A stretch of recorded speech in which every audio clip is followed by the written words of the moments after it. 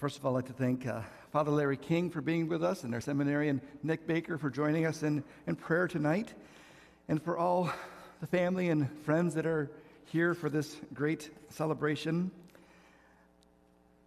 I'd like to begin our reflection by going back to our first reading of St. Paul's letter to the Philippians. And the very first words of tonight's reading was, "Rejoice in the Lord always. Again, I will say, rejoice." That is the main reason why we are here tonight, to rejoice in the Lord, to rejoice in Him always. Part of it, of course, is for your accomplishment, making it this far. You got a new adventure in front of you next year.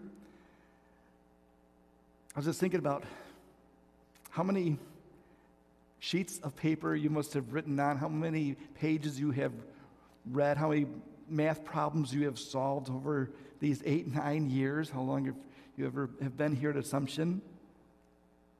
If you were to add them up, I'm sure it would be quite a volume of paper and work. And of course, what's really important is what was on those papers, those words that you have understood and have grown in wisdom and able to accomplish these things, these math problems, other things on your own now. So it's something certainly to be proud of. But also I think you can rejoice mainly in the people that are behind you.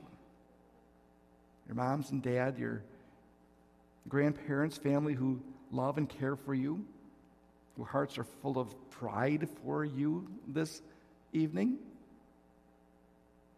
It is something truly to rejoice in. But I think we have to take Paul's sort of context of where he is when he writes these words to the Philippians. Rejoice in the Lord. I say it again, rejoice always. Because he is in prison. He was thrown in jail for being a Christian. And he had a right as a Roman citizen to be tried by the emperor himself. So he's making his way to Rome. But he's writing these words from a very dark, scary, frightful place, a Roman prison. But yet, these are what he writes to those people in Philippi. Rejoice in the Lord always. I say it again, rejoice. He says those words because he truly knows who he is.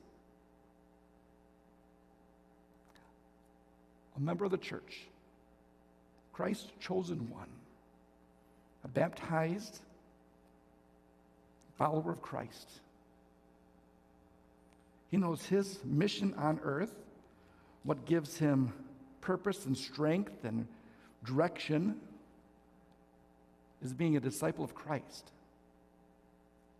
Even in the midst of that dark and scary place, he knows who he is, and he knows where he belongs, to whom he belongs. Because of that, he has that strength to boldly proclaim in that darkness, rejoice in the Lord. Certainly as you go through high school, there will be times of challenge and difficulties and all kinds of problems we'll be faced with that comes with everybody's life growing up. But these words spoken by Paul, spoken to you tonight, is something you need to always remember. Rejoice in the Lord always. Remember where you came from. Remember who you belong to. Remember that you are a follower of Christ and you have great dignity and worth and direction and strength that comes from that. In our gospel today, our Lord tells us something very, very important. Again, something else we need to always remember. I no longer call you slaves, because the slave does not know what his master is doing. I have called you friends, because I have told you everything I have heard from my Father. I have called you friends. Again, this is the heart of what it means to be a follower of Christ. That knowing him and loving him, having that confidence in his mercy and forgiveness, being able to call out to him when we are in need, that ultimately is what gives us true strength and real direction in life and real help.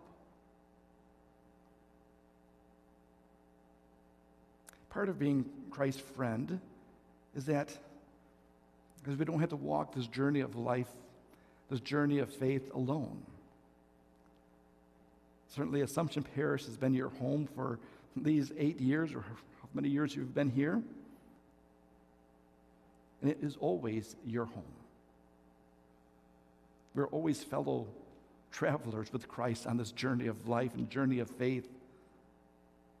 And we do get strength and help and companionship simply being together, being friends of Christ together. And these words of Paul, these words of Christ, I do hope you take with you today. Rejoice in the Lord always, because we are his friends. We are his people. We are the ones redeemed by his sacrifice.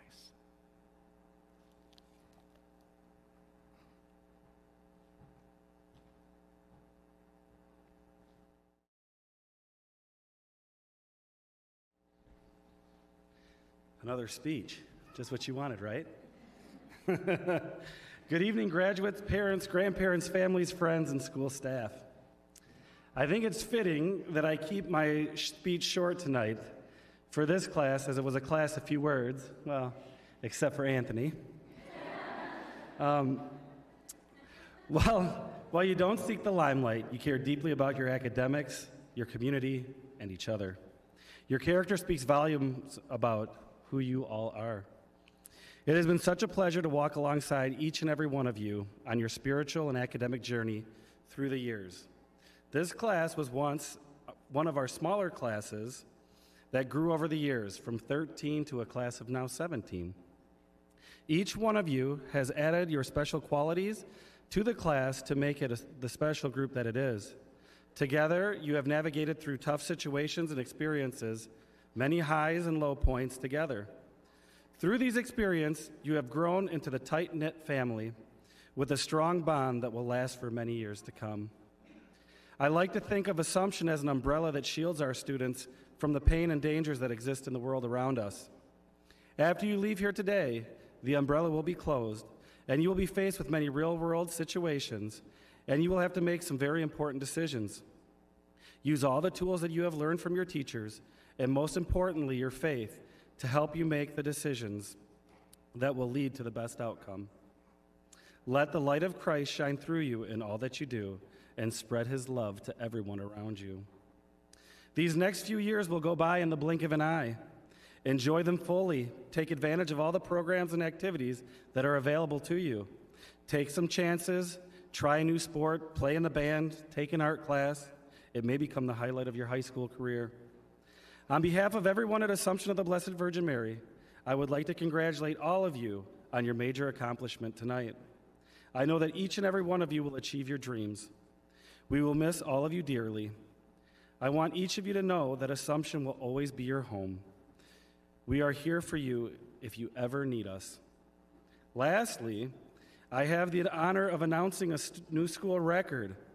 This is the first class in Assumption's history to have each and every student attend the same high school. West Catholic doesn't know yet how lucky they are. I wish you all the best as you soar from an eagle to a falcon. Congratulations, Assumption of the Blessed Virgin Mary class of 2022, and go West. Congratulations.